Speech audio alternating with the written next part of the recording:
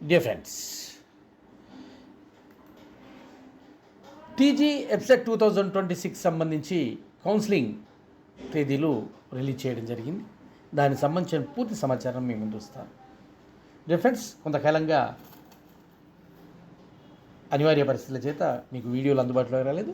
ఇప్పటి నుండి ప్రతిరోజు వెబ్సైట్ సంబంధించి కానీ, నీటికి సంబంధించినవి కానీ, ఇంజనీరింగ్ జాబ్స్ ఏవైనా ప్రతిదీ కూడా మీకు అందుబాటులోకి తీసుకొస్తాను.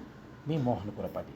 ఓకే, పూర్తి వివరాల్లోకి వెళ్ళినట్టయితే ఫస్ట్ ఫేజ్ కౌన్సిలింగ్ ప్రారంభమవుతుంది జూన్ 19 నుండి.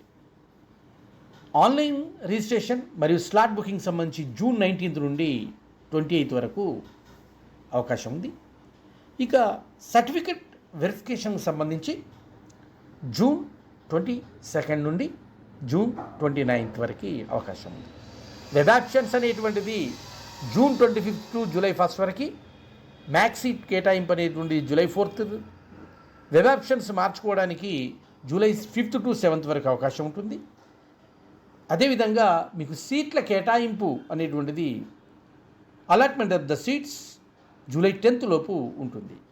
ఇక మీకు ఎవరికైతే సీట్ అలాట్మెంట్ జరుగుతుందో, ప్రొవిజనల్ సీట్ అలాట్మెంట్ జరుగుతుందో, వారు సెల్ఫ్ రిపోర్టింగ్ మరియు pay the fee July 28 to 22 వరకు ఉంటుంది. ఇది ఫస్ట్ ఫేజ్. దీనికి సంబంధించి మీ certificates 10th memo, inter memo, first class to 10th class వరకు study certificates, inter study certificate, caste certificate and minority ఉంటే మైనారిటీ సర్టిఫికెట్, వీటన్నిటిని కూడా స్కాన్ చేయాలి. ఎవరైతే స్పోర్ట్స్ కోటా ఉంటారో ఆ వాళ్ళు కూడా నిర్దిష్టమైనటువంటి ప్రదేశానికి వెళ్ళి వాళ్ళు చేయాల్సి ఉంటుంది.